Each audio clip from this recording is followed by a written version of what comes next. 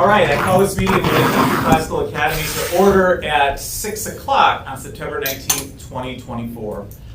In accordance to Wisconsin's Open Meetings Law, the required public notice of this meeting ran in the Saturday, September 14th issue of the Waukesha Freeman. It was posted on our website at the front entry doors of both school campuses.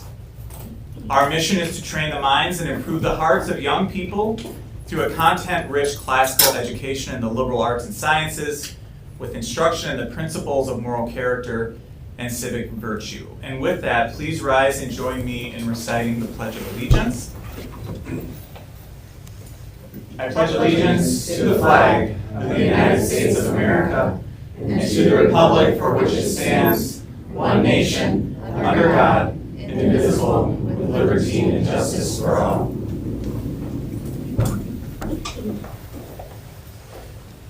Please let the roll call show that all board members are present with two notations. One, Christina Vorax is attending. She is actually on the road this week, so she's attending via the computer. And Stacy Wren is not in attendance today. And with that, I will segue to our agenda and minutes, which the board is privy to and has had access to. Is there any objection to the minutes from our July 27th and August 16th meetings or tonight's agenda? Since there's no objection, the July 27 and August 16 minutes and agenda are approved. Now we move to our Citizens Forum, an opportunity for stakeholders of the school to offer their views on agenda topics. The board recently revised its protocols in this area. They've been posted on the website. We basically ask people to be concise and to keep their comments to agenda items for the meeting. So Randy is pinch hitting for Stacy tonight. I'm calling him Baritone Stacy tonight. All right, so we only have one comment tonight from Jessica Schultz. Jessica, how's this related to the agenda tonight? Good to see you. Comments. Public comments. Yeah. Exactly what you just said, Tom, about our public comments are supposed to be related to agenda items. Makes it very hard to comment on agenda items when principal's report is never available ahead of time, bylaw changes haven't been published ahead of time. How can we comment? Sure, I got you. Okay, thank you. Thank you. Understood. Okay. All right. With that, and actually, I want to, as we start the meeting, just mention two things. One is that we had a nice offsite this summer. The board did. It was very productive. And one notable thing that came out of that, Lori made the board aware, and Margaret, that LCCA has received a pretty sizable charter grant of up to $500,000 for the creation of a long-term strategic plan for the school. So I'll be working with other members on the board to identify a review process of third-party partners that could help us with that, and that will be ongoing between now and next May. So we're excited about that opportunity. And the only other thing, this is a personal note, Margaret invited me to speak with the entire LCCA team and kind of introduce myself to kick off the year. And it was so great to walk into that room and see people laughing and getting fired up for the year, and seeing your teacher and your administrative team in action. It was a real blessing to be able to speak to them and to be a part of that. So thank you. And so with that, Brian, let's segue to your treasurer's report. Sure thing, Tom. I'm sure everybody's on the edge of their seat because it's been 2 months. A lot can happen. As of the end of August, our cash on hand, including our interest-bearing accounts, was about $1.9 million. Approximately $240,000 in our operating account at Waukesha State Bank, and $1.7 million in our interest-bearing accounts. The projected cash for the end of this month is $3.4 million. As you may recall, our first state aid per pupil payment comes in, I think it's the third week of September. So that $3.4 million is about where we have been thinking for the last 6 months, so that's good, no surprises there. Looking forward to the end of the school year, we expect our cash to more or less end at the same spot at $3.4 million. So that would, assuming that holds true, would be about a 25% increase compared to the end of this past school year. Wait, I'm sorry, Brian, can you say that again? That would be about a 25% increase from the start of this school year. About a $700,000 improvement. So speaking in terms of liquidity, the financial ratio that we most often use is days cash on hand. So how many days can we operate the school based on our operating expenses for the year? We came into the school year at 128 days cash on hand, which was almost a 50% year-over-year improvement from the prior year. We came into last school year at 87 days, so huge accomplishment in terms of overall liquidity. Looking ahead, if we just look at what our projections are for next year and we assume that those operating expenses were to hold true for next school year, and we do end the year at 3.4 million cash on hand, our liquidity would improve further by about 20% to 154 days cash on hand. That's assuming that our expenses a year from now are about what we projected. So obviously there's some things to work out between now and then, but a very, very positive trend when we talk about overall school liquidity.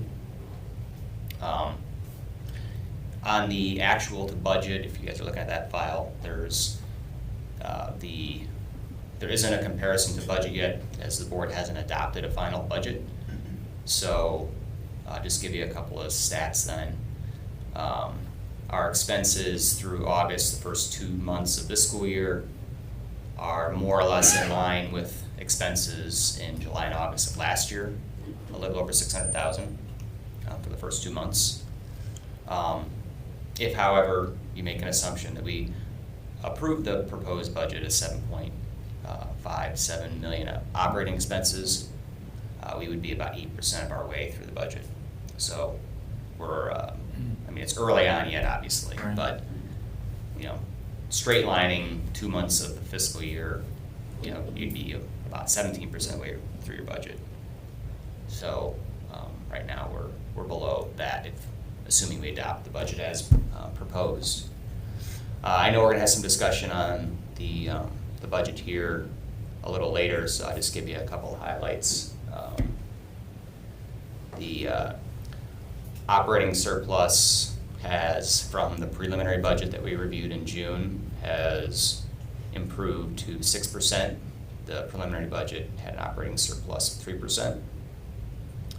On the revenue side, we have $446,000 lower revenue from state aid, guiding enrollment down from 598 to 560. That reduction in revenue is more than offset by salaries and employment tax being lower, and medical benefits coming in below what we expected. Lori described that to us months ago, how we did better with our renewal this year than we had originally planned, which is great. There is a $570,000 increase to the fundraising revenue line, which appears to be mostly offset by the increase in purchase services of $545,000 for one campus. Really, the rest of the expenses, there isn't a whole lot materially that's changed. There's $8,000 more for advertising and $19,000 more for food, but not much else really to mention from my point of view. There is in the line for principal and interest payment on the $400,000 UB loan with Waukesha State Bank, that's been removed. So I think there'll be some discussion on that, but that's really the highlights as I see it, big picture stuff. When you say removed? No longer in the budget. No longer in the budget. So you have about $95,000 of principal and interest that got removed from the budget. So overall, the surplus, operating surplus, improved from 3% to 6%. So from $270,000 surplus to $448,000. With regard to the last year, our cash at hand improved significantly throughout the year. And that was, as I remember, largely attributable to a lower number of folks on payroll. Is that a fair general assessment? I'll kick that one over to the administration if they want to comment on it, but yeah, we did. Those lines were much lower than budget. I mean, were there other We had areas? positions last year that we were unable to fill, and so that did. Like development would be contribute to. one that I remember. We did end up filling Yeah. that eventually, but we lost an HR position, and we did not find an accounting clerk, and we did not find a facilities assistant last year, so there were some significant, roles that were left unfilled. Were there any other items in our budget that were major contributors to our very positive cash position relative to where we're at today from a year ago, in addition to the salaries? Might have to look back through my notes, Skylar, off the top of my head, I don't quite remember. I do know that we were below our revenue expectation for the year, but we were significantly below on operating expenses to budget. So it was like $500,000 off on revenue, but $1.5 million pickup on operating expenses. I think some of that may have been going from memory, chime in, like we didn't spend as much on one campus based on the timing of things and how the monies got spent. So some of that I think is probably pushing into this year, as noted by the increase in the purchase services line. So We also moved some cash into interest-bearing accounts, and so that had an impact as well. So we invested some CDs and 2 separate money markets. I just asked a question of, I know as we look to where we might be a year from now as it relates to our cash position, I mean, I know you talked about it, but do we anticipate running the budget closer to expected this year? I mean, I know you never set out a budget necessarily to outperform it, but I'm just. AKA sandbag. Like, Well, yeah, not saying that, I'm just curious, like, you know, is it gonna be more, do we anticipate more the same? Do we have a lot of open positions still that are unfilled?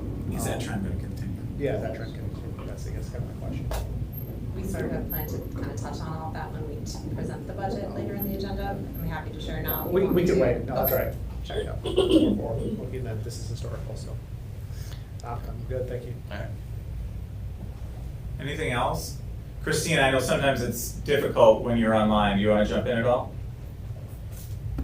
No, I'm good. You're good, okay. My only footnote is, Lori, I appreciate the ad and that you're shifting some of this cash into investment vehicles. I often talk to, and it's usually business owners who they have cash and they don't realize that you can shift into interest bearing and still be insured and secured, and, you know, it's a lower yield than a pure stocks, but you can still be earning money on it, so it's really smart. All right, treasurer's report, unless there's more discussion, we're gonna move from that to head principal's report, so I'll turn it over to Margaret. Thank you. Dr. Rosemary, can you sing out now and see if there's a band? Oh, you're in, good. Thank you. I just wanted to actually start and begin this evening by welcoming a few students to the board meeting this evening. As you know, we rolled out a house system this year as one of our action items focused on culture improvement, and the last few weeks have been filled with house sorting and our first house field day and house chant designs and just a really exciting time at West Campus. And I thought, rather than I try to explain to you that from the students' perspective how fun it's been, I've asked and invited some students to be here tonight and to share. So if you guys both don't mind just standing, introduce yourself, tell what grade you're in, tell what house you're in, and share your thoughts on how things have been going so far. Hello, my name is Ian Hastings. I am part of the Griffin House, and I think this is a really good thing because I was able to build friends within the houses. It was really nice to get to know people, and we all shared the same in common. It was common for us to be a part of the house, and we both really excited to start. And it really helped us with academics because I really wasn't really excited to start studying, but then I realized the Scholar Cup to get better grades than I would contribute to my house to get higher and get more points to get the big reward of 6 Flags, which is really nice. I really enjoyed it. Thank you. Thank you, Ian. I'm Adelina Levan. I'm in 12th grade and I'm in House Phoenix. So the beginning of like the house systems, I will not lie, like, it was exciting as an idea and it kind of made me a little bit nervous, like, how's this gonna work? But as, like, the program started to, like, sort of happen, and everyone's excited, and everyone's super pumped to get in the house. And we come in and there's lights and it's wonderful, and all I hear is just excitement and the crowd roaring, like, and it's usually just quiet. We're a very quiet school sometimes, but it's just the way that the energy in the school and in the room, like, it was overwhelming. And so we get sorted into our houses, and even in the few days in, like, the week that we have been sorted, I've noticed leadership in all of my students, all of my classmates especially, just taking on roles as leaders. I've noticed people academically and morally thriving and just trying to be better and setting those limits for themselves or setting these goals, and they're meeting them and they're actually overcoming them, and just, it's crazy. And everybody just wants to be so much better and wants to have so much more potential, simply just to help their house improve, but also just the school and the environment. I personally have noticed that even in, like, hallways, like when I'm walking into my classes, we notice more people high-fiving each other, more how are your days, how is all this going? And it's just, the community itself has thrived so much in such a short amount of time. There's so much potential here with these houses. And I'm honestly super excited and really encouraged, because I've never felt like more of, like, a home body with the school than, like, in this past week. And it's actually insane. It's really encouraging. So. Thank you, Angelina. Thank you. Thank you both. It was really great to hear from you, and I appreciate your perspective so that members of the public here tonight and board members can really see already what a positive impact the House system has had. And I do want to publicly acknowledge House Director Mrs. Jennifer Meinhardt, as well as Mrs. Alicia Santella, who were both tasked over the summer with kind of mapping out and dreaming about how this would all work, and they've just done phenomenal work, and I'm greatly appreciative of all their efforts and their design. So, Can I ask you 2 questions? Sure. On that? One, this program was born at least directly or indirectly from survey feedback. Yes. Correct? That was part of what drove this, so I think that's notable.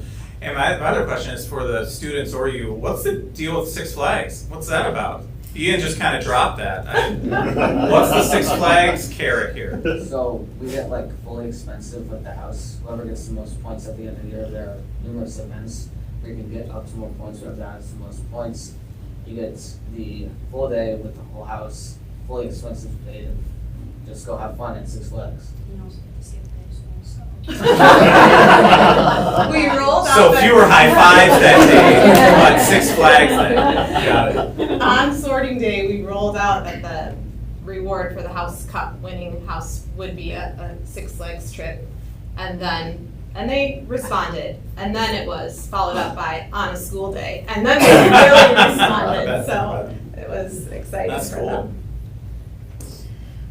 Great. Okay, so moving on through my report, I just want to draw your attention to the system we have for tracking compliance with our charter performance measures, and we are on track for 100% compliance. We, as you know, wait for data to do the standardized testing comparisons with Waukesha County as well as the state, and so we're expecting to be able to summarize that information by November as statewide data becomes more available to us for comparisons.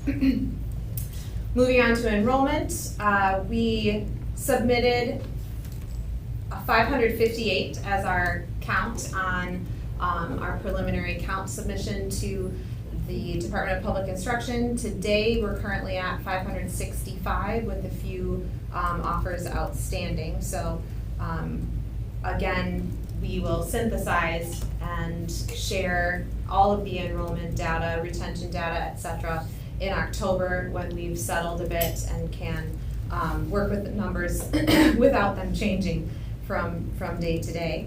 But as Brian already mentioned, and as you may have noticed when we get to the budget, we did adjust our per pupil revenue with some adjustment in the overall enrollment expectation. We're slightly lower than what we had anticipated, but we have taken some measures to offset that by increasing some numbers in classrooms and grade levels that have physical space to do so. Also, just go That's a ahead. good question on the other topic. Yeah. On that bottom chart on page, the current enrollment, where it has total seats available, current offers, I just want to make sure I can interpret this correctly. So when I look at like the preliminary numbers on the line above, like ninth grade, for example, it says 29, and then 10 seats available, and then the total seats is 40. I was just wondering, they seem to be off by a little bit. I'm off by one. So we submitted 29, we were looking to have 40. Yeah. So the available seats would be 11. Okay, Sorry there's a about few that. of them. I thought maybe I was interpreting it wrong, just so you know, there's a few of them, so I Okay. might want to just double check them. Great, will do, thank you. Additionally, as well, we're on the topic of enrollment, some of the things we did over the summer to continue marketing and reaching out to the community. We hosted a June open house for the first time this summer. We have not held a summer open house before, so we did that. We put a business profile in the Lake Country Neighbors magazine over the summer. It ran a full page article about LCCA, and then we've been working with beach.com and have been building our profile there, and it's been getting significant hits and viewing, so we're really pleased with that that avenue for promoting our school. What is, I'm not familiar with that niche.com, what like? It's a platform that gives school profiles and a lot of demographic information, a lot of school data, so that if you're looking for a new school for your kids, you could go to that site and kind of research schools in your area. If you're moving to a new area and might maybe want to check out the school districts and do some comparisons Would it before you have decide where your students all go. the schools in the district, or does the school have to? We have an account. Okay. It's a You paid, create your own account. yes, Okay. yes.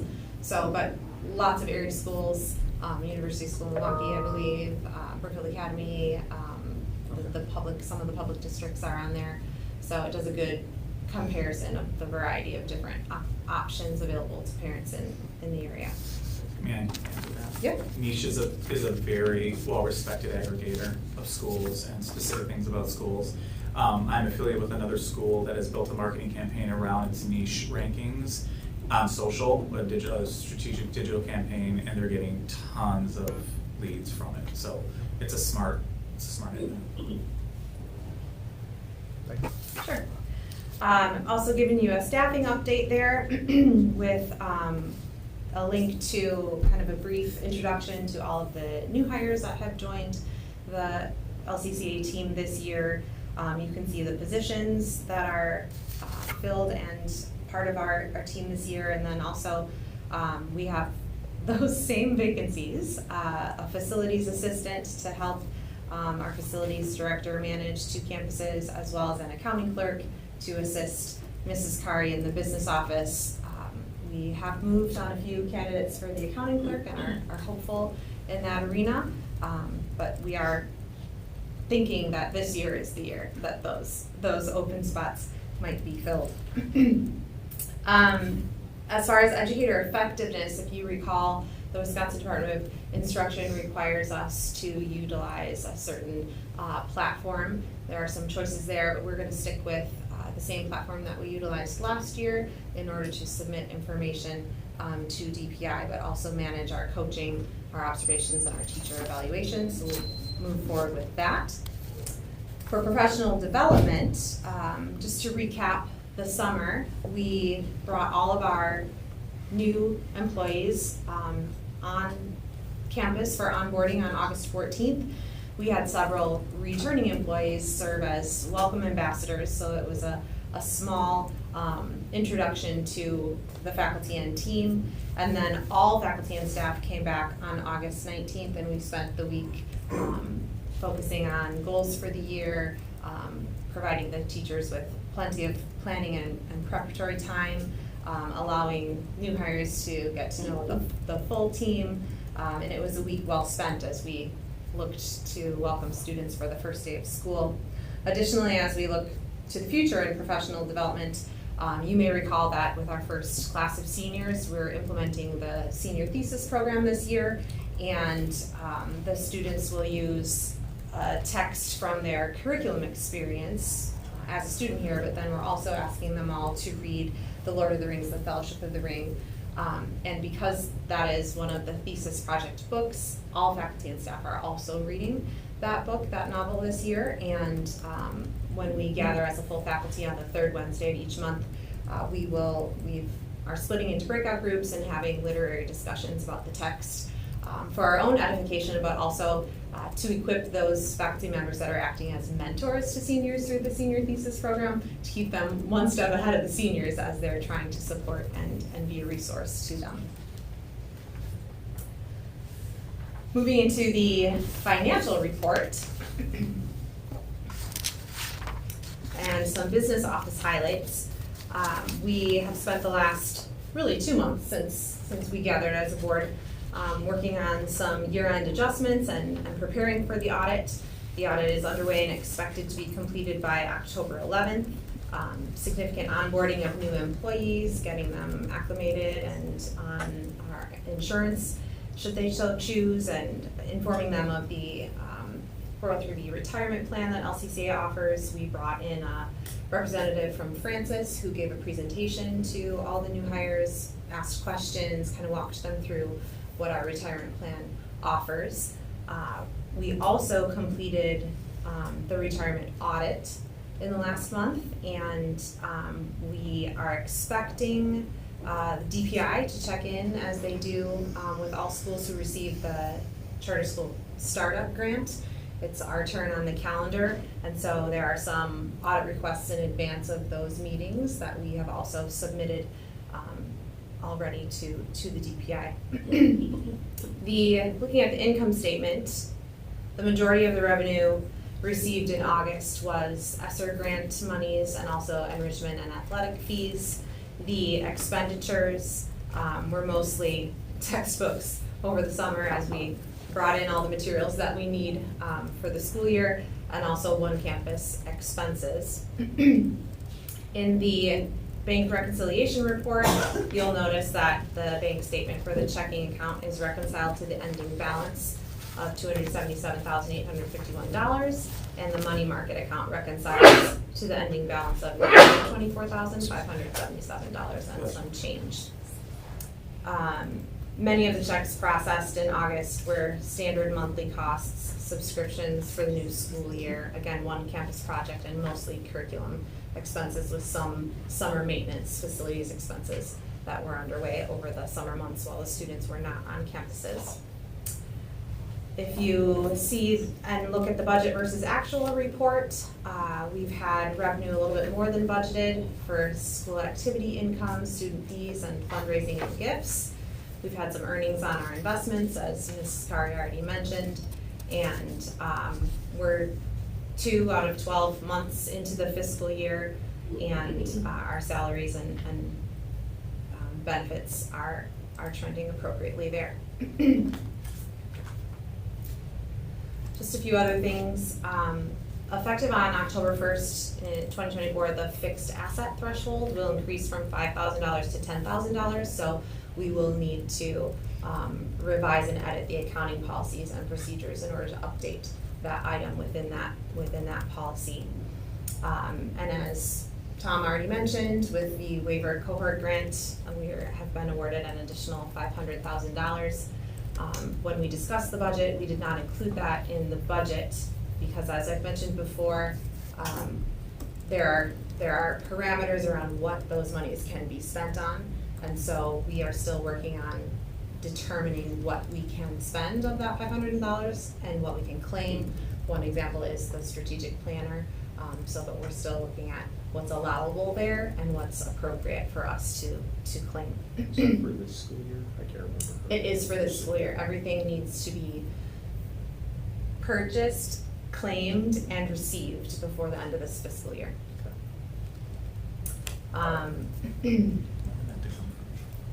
So moving on from the financial reports, we're only a few weeks into the school year and we've had no significant discipline issues to report. Safety and security communication went out to families of LCCA. I linked that there for your review.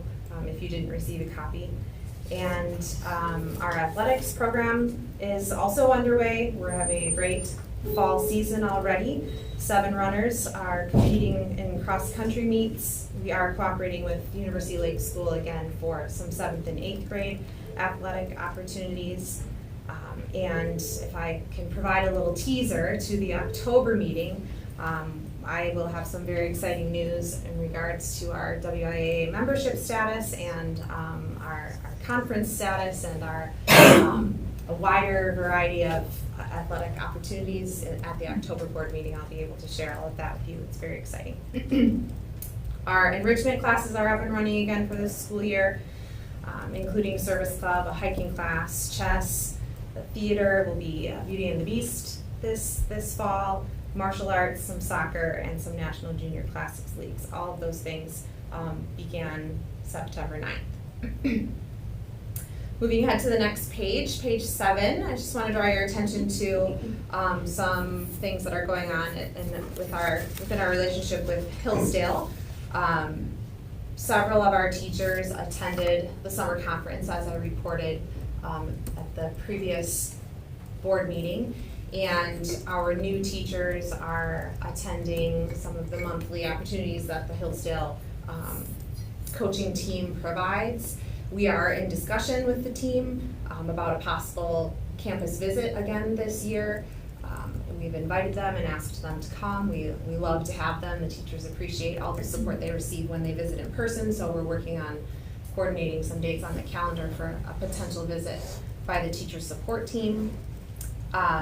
The elementary school assistant principal and the upper school dean of students will be attending a Hillsdale School Leader Boot Camp on October 6th through 9th at invitation of the Hillsdale team. I have been invited to take part in a panel at Hillsdale College on October 1st, and I've also been invited to be the school leader speaking at the K-12 Hoagland Center in St. Louis later in November. So I'll be participating in and accepting those invitations. I also want to just share that all of our required documents have been uploaded to the shared site, but before I close up my report, I've noticed that we have a few more students that have trickled in, and I would just love to give them an opportunity, if you don't mind, to share their thoughts on how the house system has rolled out. So ladies and gentlemen of the student body, if you don't mind just standing, introducing yourself, telling your grade level and what house you're a member of, and then just share your thoughts and reflections on how things have gone so far. Peter, do you want to start us off? Yes. Go ahead, thanks. I'm Peter Vorax. I'm a senior, and I'm part of the Dragon House. And over the past few years, I've noticed that it's been difficult to really develop a school culture. And we've been working on it, and we've gotten better and better. But even after just 1 week with the house system, I've known a tremendous jump with the school culture. I see people really getting involved in their houses and then with other houses as well. And there's friendly competition between the houses. And so far, I've had a lot of fun, and I know my peers have as well. And there's been a great boost to the actual community of the school and that sense of not only like identity with the houses themselves, but as sentinels altogether. So I think that going forward, things will only be getting better and better, because it's only been the first week and already it's had quite an impact on the school itself. Thank you, Peter. Anyone else? Yeah. Great. Hi, I'm Annie Kolstad. I'm in 9th grade, and I'm part of Team CETUS. So Mr. P and other faculty members have made it their duty to promote justice as our virtue, and even in house competition, house select, prioritize what is right and fair. The house system gives us an opportunity to highlight the virtues LCCA supports. Before the house system, we would talk about virtues, but now we have a solid context to practice them. The house system creates a community at LCCA to bring all ages and grades together. And finally, the house system brings some fun. LCCA is tough academically, and houses increase morale and bring some fun competition. Yeah, go see us.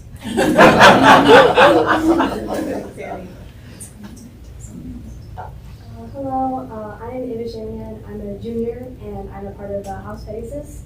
So what I really love about the house system is how it's beginning of school culture. I know a lot more people than I had ever met before, And it also has been getting people more into clubs, because I guess there's been a reward system, like if you join clubs, you get points. So more people are more excited about clubs and more interested in getting into them.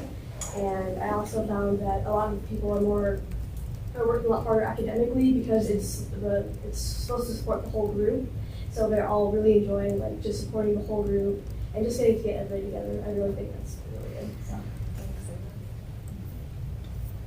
Hi, my name is Kathy Paulus. I'm also a junior and I'm also in Titus' house.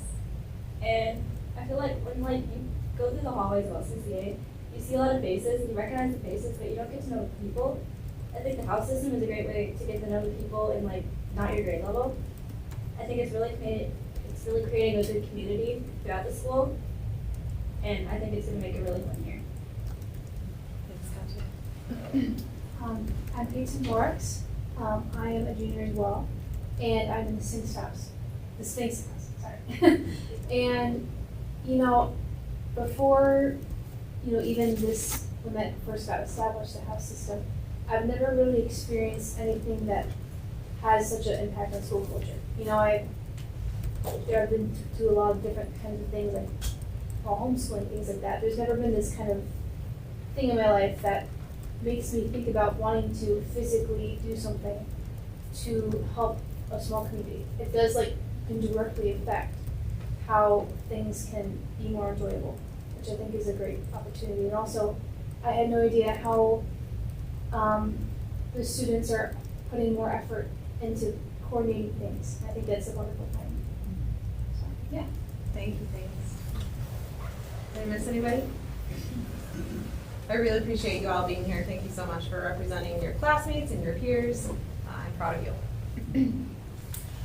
So to wrap up my leadership report, I just want to kind of give a summer summary. I think it's important to have everybody aware that some of the many projects completed over the summer include enrollment, student scheduling, on-campus project work, hiring, budgeting, ordering and receiving, strategic planning, facilities maintenance, and more. Additionally, significant time and resources were devoted to open records requests. Through July and August, we received more than double the number of records requests than we received in our first 3 years combined.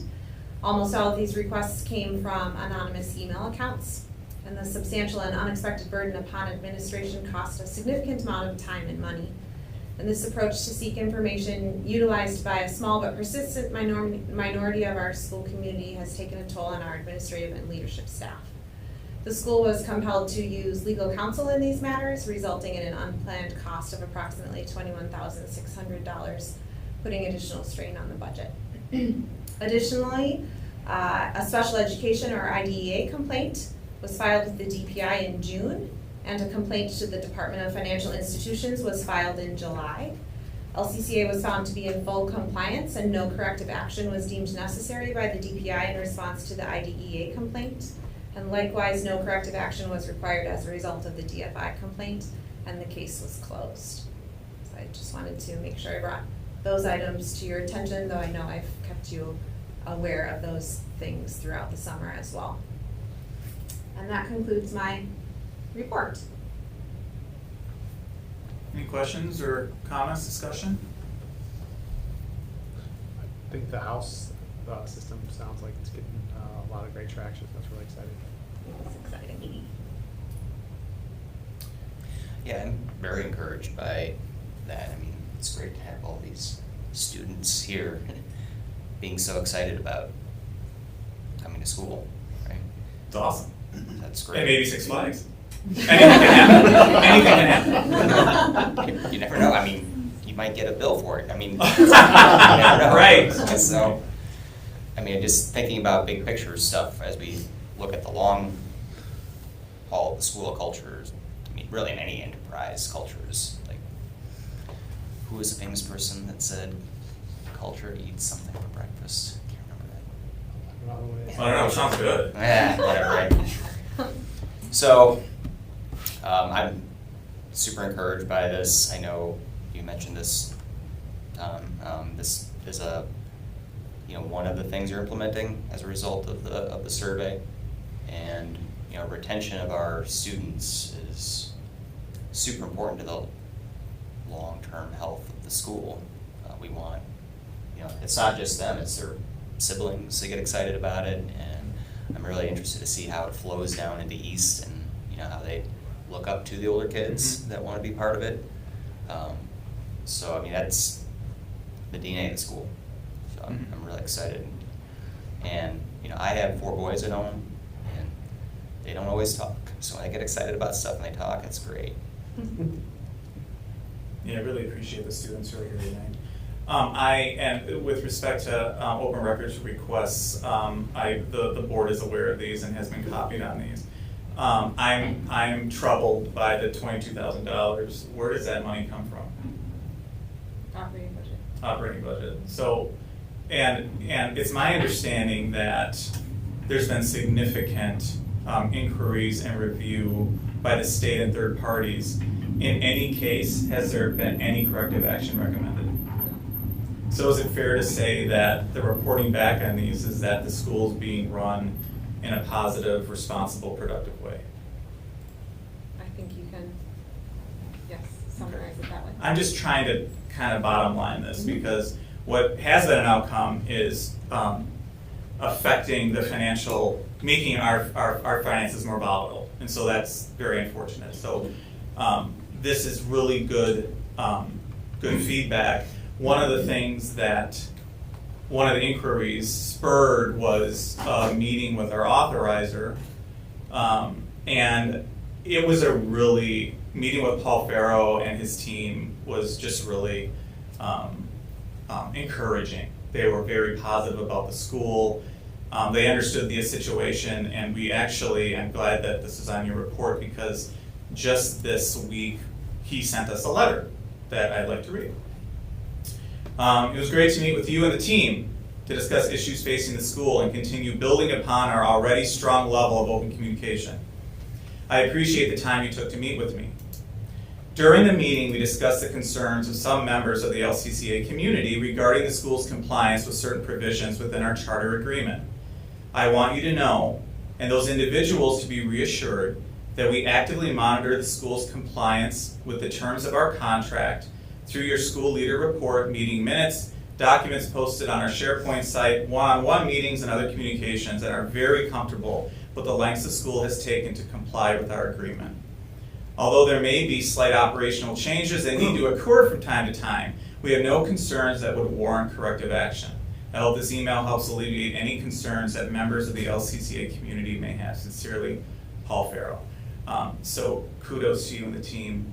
And this is a really good, I think, relationship strengthening meeting with our authorizer, who came back to us and basically saying that we're doing, that the team here, leadership team here, is doing a very good job. I also want to add, kind of on a somber note, that news broke this week that Paul Farrow has been diagnosed with a relatively rare form of cancer.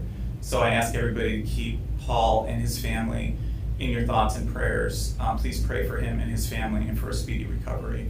He has been such an incredible custodian of LCCA and protector of LCCA and advocate for LCCA during a time initially when we really needed it, and now into this time. And so I know you'll all stand with me in support of him and keep him in your prayers. Thanks for including that in your report. I think it's important for the board to keep this front and center, especially as it poses some financial volatility now to the school, which is very real and impacts our students in real ways. Let's keep that in the report if it's relevant. Okay. Any other discussion on the head principal report?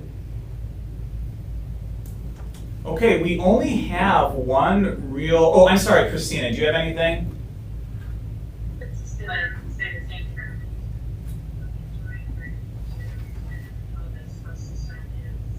Making such a huge impact, like, so quickly in the beginning of the school year, and I, hope the students are, continues. And the other thing I noticed, I came to the school, I guess it was last week, and I popped in and was talking to the teachers for the first time this school year, and they were so excited. And I think just the morale, not only among the students, but I think it's really a great thing for staff, something that the entire school community can really. So thanks to all of those who are making that possible, and yeah, great job. Thank you very much for that ad. And those of you who joined late, Christina is obviously participating in the meeting, but she's on the road this week. We've asked her to fix Washington, D.C. So good luck with that. All right. Fair. Any other discussion? Sorry. Would you say we're the designers of the house system this summer? Mrs. Meinhardt, Mrs. Santella. A new hire, Mr. Golden, contributed a little bit to that, and then once the school year started, all of the teachers have Yeah. rallied around the policies and procedures and structure of it. So we're actually, I don't even know if the students know, but I'm about to leak it, Ms. Dr. Wozniak. We're gonna restructure so that students will meet by house in the mornings instead of by homerooms, just because it's going so well. So we'll roll that up in the next few days. Give them my thanks. You have my permission to spread the word. Tell your friends. Consolidate power, kids. Consolidate power. We know where it came from. Okay, so if there is no more discussion, and thank you very much, Margaret, for all of you and your team and all the work you're doing. It just sounds like the school year is off to a great start. So we only have, other than the vote to adjourn, I think only one vote today, and we are at it with respect to our first of 3 new business items. We've got, our next docket is to approve enrollment policy revisions. Board, these are circulated and are available on board docs. Would anybody like to make a motion to approve enrollment policy revisions? There's only one, right? That's the one when I saw the notification, yeah. Right, there's one there. And I can speak to it once you've made the motion. I motion to approve the revised enrollment policy. We have a second? I'll second the motion to approve the amended enrollment policy. Thank you. It's moved and seconded to approve the revisions. Do we have any discussion? I just clarify for you that the enrollment policy just maps out how the lottery system works. And we also noticed this past year that there was some confusion about how parents would notify that if they are choosing to withdraw. It didn't seem that people recognized or understood that a records request from a different school district is a formal communication of request to withdraw. And so we decided to actually put that within the policy just so that it is out there publicly. The law states that no child can be enrolled in 2 different schools at the same time. So once a parent activates a records request from a different school and we receive it, we are obligated to withdraw the student. And not everybody who activated a records request seems to understand that it would be an automatic withdrawal and didn't realize that that's how the dominoes would fall. So we found it important to include it in our information that is public facing, just moving forward. So that is the only addition to the enrollment policy. Is there a way to alert them, or is it too late because they made the request to the other school and you only know when the records come? Well, we've been doing some communication within as it comes out, and we now have it in our enrollment policy, so it will be available to parents and understood.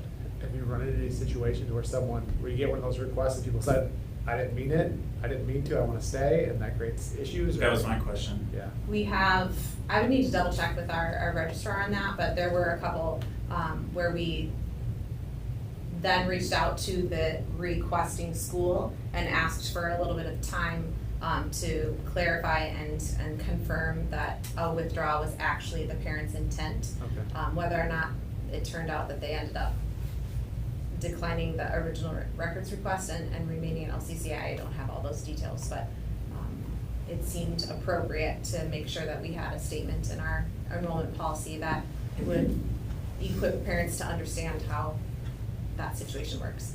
That's sort of the reason for my question is, if they don't see this policy and they request the records, is it too late? But it sounds like you're doing what you can to make sure. We are that really they trying to get- work if they misunderstand. We're doing our best to kind of reach out to the requesting district or tell them to reach out to the requesting district so that they withdraw their request, which then gives that parent more time to make their decisions or investigate their options. So we are, on our end, we're doing what we can to educate if it happens. So once, just for process, and so I understand this a little better, once a request is received by LCCA, then do you reach out to the family and say, we received this request, we will plan to accept the withdrawal from the school? Like, We what's do. the process? Okay. Yep. And We that's have when some 4 parents might emails say, that are triggered. oh, we by- didn't mean to do that. That's exactly right. Okay. So sometimes we get the confirmation, Okay. yes, I'm withdrawing, and sometimes we get the, wait, what? We didn't mean for that to happen. So then we, Got it. Any other comments on this? Christina, you have anything? No. Okay. So the question is whether or not to approve enrollment policy revision. Those in favor of the motion, please say aye. Aye. I, Anybody opposed? Say nay. Ayes have it. Motion is carried. And so this has been approved. thank you. The last two things we have are, they aren't votes tonight, they're kind of previews of line items for October. We'll start with the 24-25, so AKA this school year budget. Very good, thank you. You had an opportunity to look over the proposed final budget. As Tom mentioned, we won't be voting on that. This is just an opportunity to review, discuss, and understand the variances from the preliminary budget to this now final proposal. A couple of things to note, the budget is based on unaudited financials for the 23-24 school year. And to, I think Brian mentioned it earlier in his treasurer's report, we would like to suggest, as we've already kind of tossed around and talked about, we're hoping to pay off the construction loan from Waukesha State Bank. We have the cash on hand to do that, and it then saves us just shy of $100,000 in principal and loan payments. So that answers the question as to why that expense was removed from the budget, because we are proposing that this budget includes paying off of that loan. Interesting point there for those that are not familiar with WUFAR accounting versus GAAP accounting. Short-term payments of principal is considered an expense in the world of school financing. However, repayment of long-term debt is not. That's considered a balance sheet transaction. So if you pay off the loan, it actually isn't an expense. It's just a balance sheet transaction. Sorry. No, Okay. appreciate it, thank you. And then as I already mentioned, the waiver cohort grant is not currently included in any of the budgeting because we're still working to design a budget for that grant to be approved by DPI to offset cost of the strategic planning and any other reimbursable items that we might desire. Do we anticipate for any reason that we wouldn't be able to maximize the full value of that grant? We do anticipate that as highly likely. That we wouldn't be able to maximize? That's correct. So because it's an extension of the startup grant, being in year 4 and receiving it is a little tricky because many of the things that are allowable, we would like to expand upon, but it's no longer considered startup if it's an extension or something we've already begun, and so it's not allowable. And so it's very, I believe and say frustrating to have this offer on the table with all these kind of definitions and strings that make many of the things we would love to spend it on not something that is an allowable expense. Is there a chance that with the right partner with experience in this, they might be able to identify some ways to maximize it? We are working with the DPI gentleman who oversees this grant. We're working with our works consultant and our authorizer liaison, and so we're really digging in. We're sending emails like, what about this? What about this? And we're really looking to maximize it, but it's unlikely that we will utilize it all. So continuing with the budget, you had an opportunity to kind of study through it. The main points of attention from the preliminary to the final, as I said, we adjusted enrollment numbers so that our revenue would be more in line with our expected enrollment. So our revenue is now, projected off of enrollment of 560, and as I mentioned, we're currently at 565 with a few offers outstanding. So that seems to be an appropriate revenue target. And then also there was a significant decrease in the salaries and benefits, but mostly the salaries section, and that's for a variety of reasons. We did not hire summer help. We thought this summer we would have someone in the East Administrative Office, and we ended up not having anybody fill that position, so that's saved us about $10,000. We reduced some of the stipends. We did not have stipend or pay anyone for extra facilities assistance this past summer, as well as the enrichment stipends and the coaching stipends are playing out differently than we originally thought, and that's saving us about $8,900. We did take out an additional special education teacher from the budget based on our numbers and our expectations. Now that the year is somewhat more stable than when we were making projections, we realized we do not need to reserve a salary for an additional sped teacher, so there's about $60,000 there. When we originally were making our plans, we thought that we would need a second music teacher in the upper school, but the way that students elected their, the students chose their electives, we ended up not needing a second music teacher, so that saved us about $50,000. We've reorganized the structure for substitute teachers, so we're saving about $25,000 there. We did not hire a full-time upper school interventionist because we redesigned how the study hall works in the upper school and are utilizing the faculty as teachers to support and be a resource to students during that study hall time. So we did not hire an interventionist. That saved us another salary. We no longer have the position of instructional aide in the upper school, so that saved us another salary. And then when the student services numbers are unknown, we sort of over-plan for how we might need to support students that are enrolled, and we did not need 2 additional paraprofessionals at the West Campus, so that's 2 more salaries that we are not expensing. And then there's always fluctuation in the differences of compensation for new hires and what the actual is. So there's about $100,000 of savings just in how the compensation and the new hiring worked out for us there. So that actually is a little over $400,000 that we shifted out of the salaries line item from the preliminary budget to this final that you're looking at. See why you didn't write all that in. Yeah. Yeah, it was $400,000. It says due to moving special education teacher. I thought I need a new job. Right. Right. Yeah, the statement in the assumptions document was clearly not as all encompassing as what I just rolled out, but it truly is. We were planning for what we thought we might need, and then in this case we ended up not needing as much.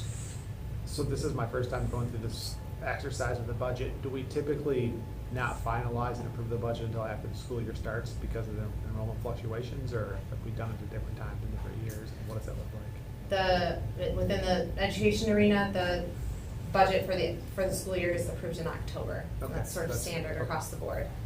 And it is due to enrollment fluctuations, and just drilling down on that enrollment number that gives you a sense of what your revenue will be based on per pupil aid.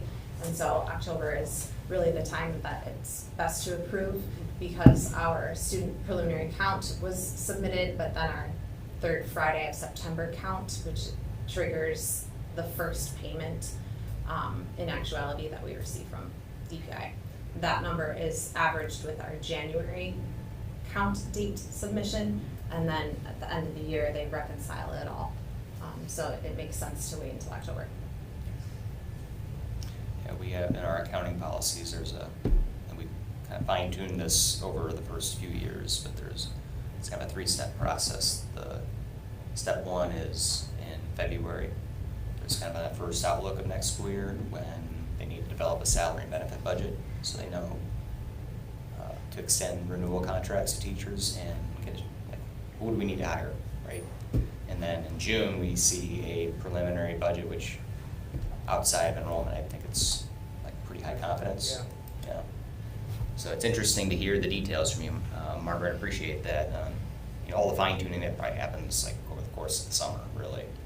So my question on that is operationally, do you feel good? Because there's been a fair number of reductions on staff with all the changes that you've made. I mean, do you feel like you're in a good spot, or are there any chinks in the armor, risks we should be aware of? On the faculty side, we're solid. We are well-staffed. We are internally discussing if we might consider an additional instructional aide that would also be a resident substitute, if you will, to just offset some of the need for substitutes on any given day. That's in conversation. We are and continue to run an extremely lean administration.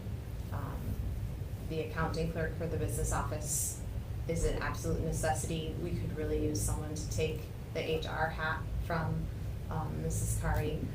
So there are still hopes, and as we look into the next school year, you'll probably see that we put in some more administrative positions and less faculty positions, but for the health of institution and the financial stability, and to have as much cash on hand as we do as we potentially look to go to the bond market, we are in a way sacrificing from the top to make some of those things more possible.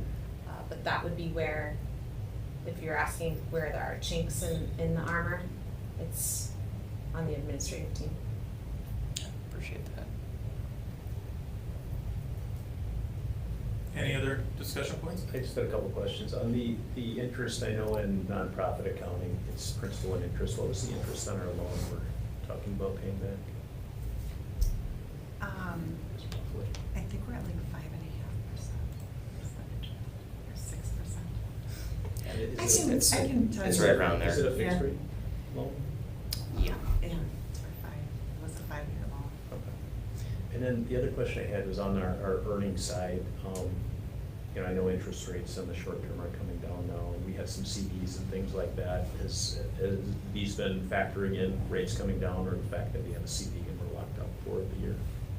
So we're doing the latter approach, and they're short-term CDs.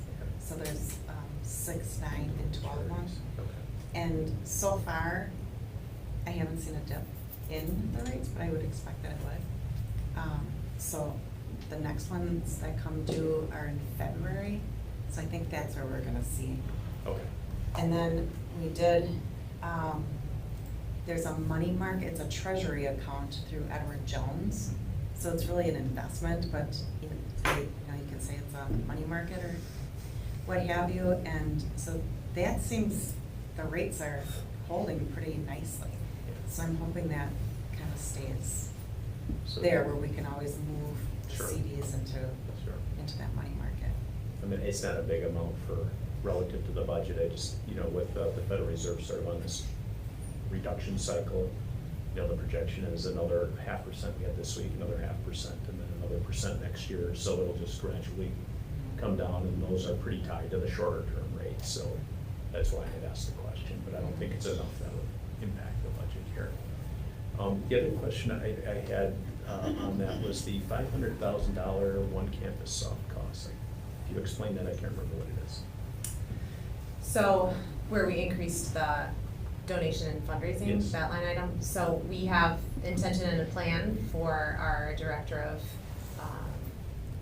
development and donor relations to pursue the increase from the original preliminary gala revenue essentially, and compensate that with some additional fundraising in order to offset the expenses that we are incurring that are being drawn on the operational budget.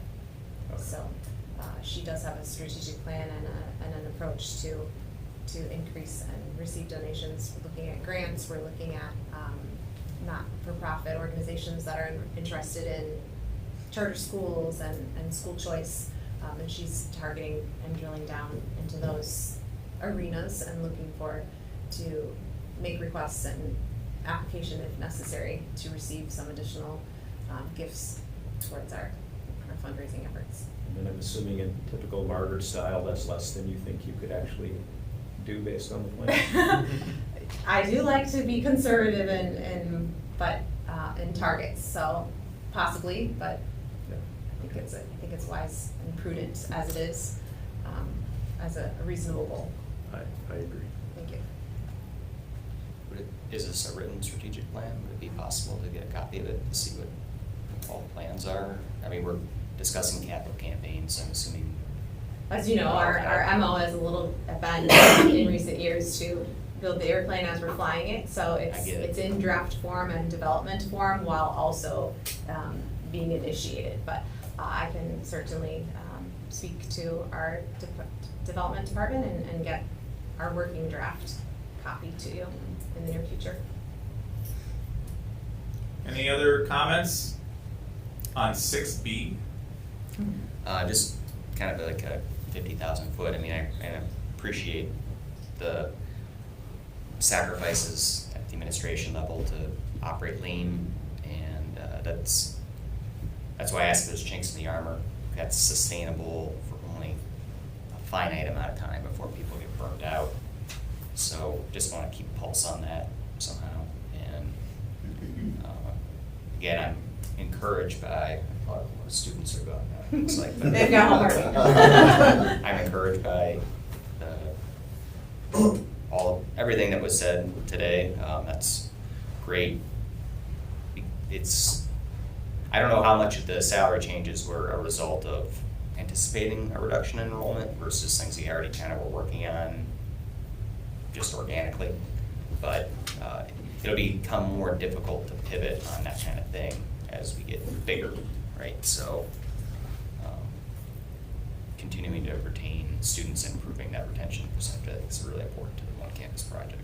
So I look forward to having some discussion on that next month when you have that report put together. But as I said in the treasury report, I think the budget's pretty good. And I really appreciate all of you, how you treat every dollar like it's your own. I had the same takeaway, just controlling operating costs every way you can. It's apparent. Sorry to cut you. No, absolutely. Doesn't happen as often as it should.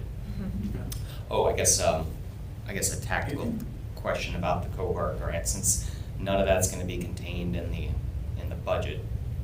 Will then, because I believe the board has approved anything larger than 5,000, so as money is spent, you're just going to come to us. If it's bigger than 5,000, or how you're going to use it, is that how you expect it to work over the course of the year? Please.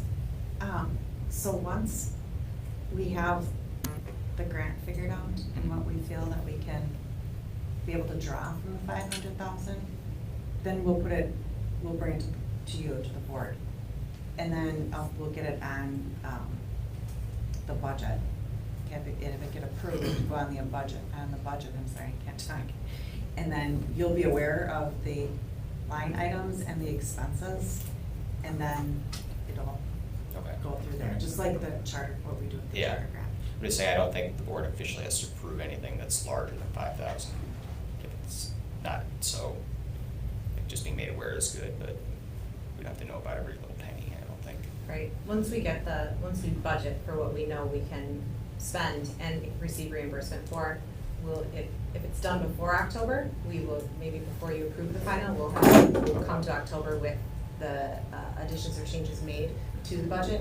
If it's not done until after October, we would just come back to you at a future board meeting and say, here's what we're doing with the 500,000, here's how it affects the budget, please almost reapprove the revised or amendments to the budget. Since you left it out, it'll be a net zero impact. I think so, right, yeah, it'll be expenses that we're receiving back in kind. That's a good. So if we would have put it in, it would have been, 500,000 in revenue, and then there would be different line items that would have been a guess as to the offset of the 500,000. So we just decided to keep it out until we can really That makes sense. dig in some more. To clarify the point, we don't anticipate that any of the expenses that are in the budget today will be used toward that. That's Will all correct. be So like when new the board expenses. has an opportunity to determine what strategic planning firm they're gonna go with, that expense, we will add to the grant budget, and then it would be reimbursed after we pay it. So you'd submit receipts. That's correct. Claims. Okay. Good discussion. The final thing on our agenda are board bylaw revisions. There are 3 documents there, and Christina was kind enough to create an executive summary that I use as my guide. Do we have discussion on that? For my part, things look pretty intuitive. There are things like Article 8 that eliminate redundancy between verbiage and bylaws and verbiage that occurs elsewhere. A lot of it's of that nature. Does anybody have any questions, or do they want to raise, and again, we're not voting tonight, but any preliminary points of discussion? You're on mute. Or we can't hear you. Hang on. I can see you're trying to talk. Hang on. Can you try again? Can't hear you. Do you want to leave and come back? Hang on 1 second. I can call her. Nope. What happened? Call her. Technology, my friends. I don't want to start quoting the Terminator. Okay.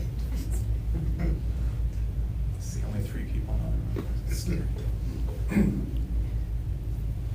We survived D-Day. I'm gonna put you on speaker. Hold on. August, yeah. Okay, you're live with the crew. Okay, hopefully you can hear me. Yep. Sorry, guys. So I just wanted to point out a couple things. I mean, in the summary, I think it was pretty straightforward, but there were a couple questions more than changes that I had in the executive summary. If you look at Article 5, run for officers, Yep.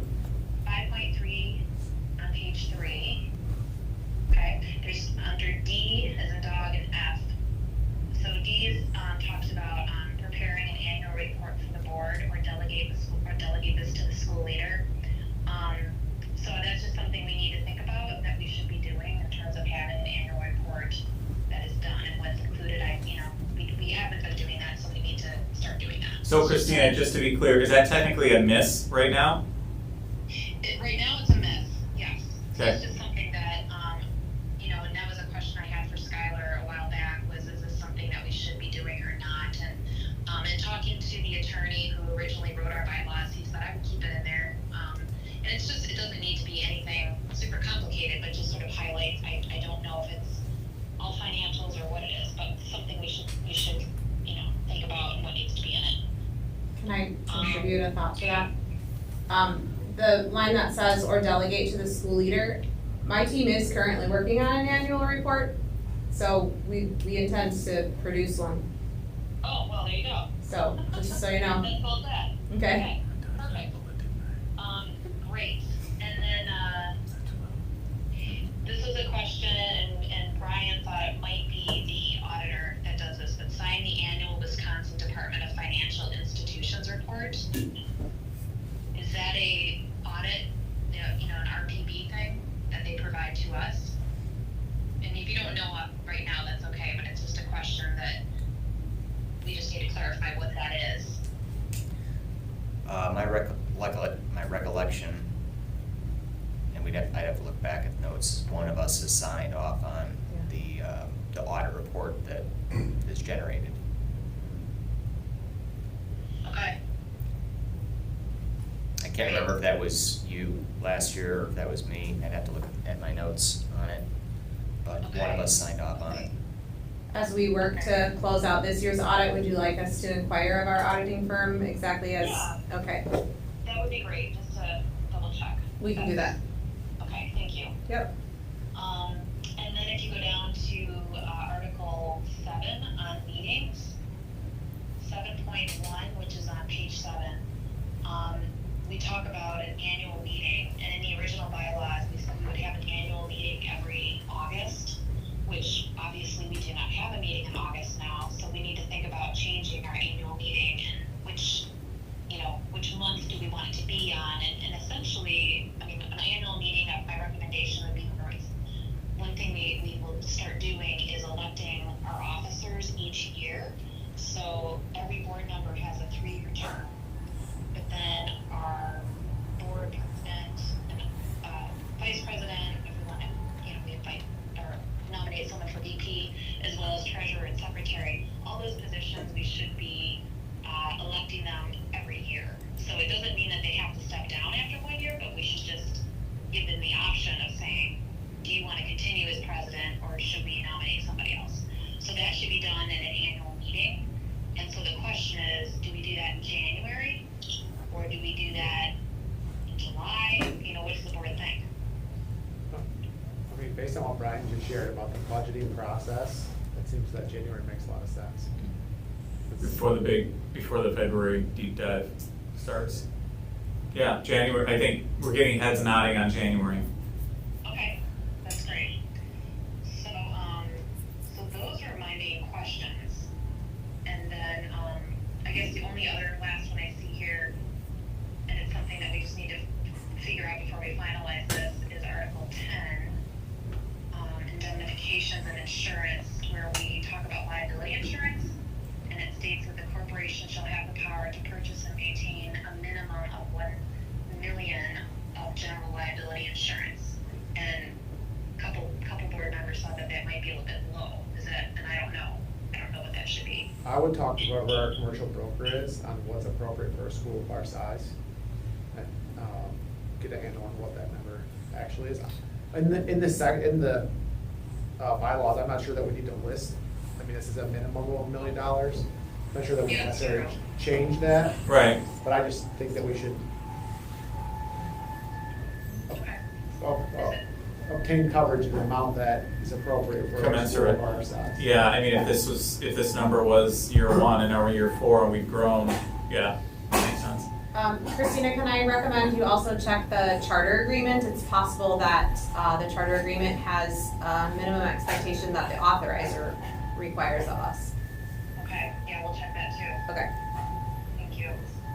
Okay, so, and I'll open it up to other people with questions that you have, but I just wanted to let everyone know sort of what the next steps are with this, because within the bylaws, it's clear how to make amendments to your bylaws, and we have to do it in a 2-step process, which is what we're doing. We're having our first reading of the suggested amendments, and then at the October meeting, we would actually then vote on it, and for whatever reason, in the original bylaws, it said that the vote would take place by paper ballot, which is something we normally never do, but in talking to the attorney, he said, first of all, you can change that, which I recommend changing next time around, but for the purposes of this time, we need to do it by paper ballot, just because that's what's in there.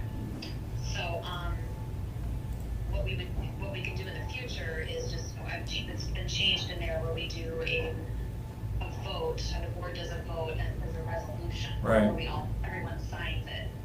So it just needs to be that everyone on the board has okayed it. That's basically the purpose of having something written. Yeah, that all makes sense. Okay. Any other Christina, I'm just gonna keep you by my ear low. If you wanna say something, let me know and I can turn you up again on my speaker. Any other discussion points on this? I mean, something to keep reviewing. The question is, are the items that we just discussed all accurately reflected, or will it be another update of this document based on that, what we just discussed, like maybe January? I don't have the red line in front of me. Hold on. Is there another draft, I guess, that will need to be circulated? Does this affect the red line, what we just talked about? This doesn't, no. I think I'll go through it again with a fine-tooth comb, but everything that's in the executive summary has been reflected in the revised amendment, or revised bylaws that were also shared. Okay. Last call? In Article 2, the purpose of, that's principal office and registered agent. Do we know what the purpose of the registered agent is? Because it has your name, Christina, as the registered agent, and the red line. I'm not sure. Let me see here real quick. The registered agent would be when you file your, with the, I don't know, with Wisconsin. Yeah, when you file with Wisconsin, if you're in good standing, that's what you're required to list an agent.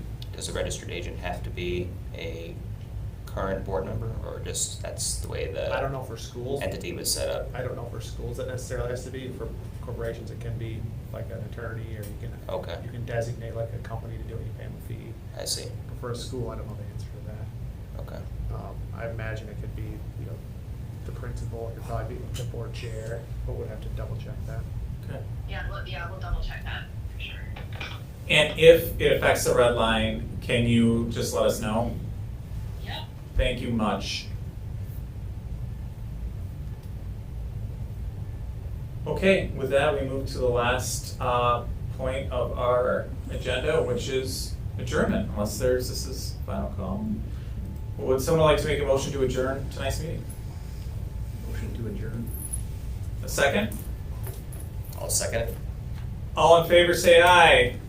Aye. Bye. We are adjourned at 7:21 p.m. Thanks all. Thanks, Christina.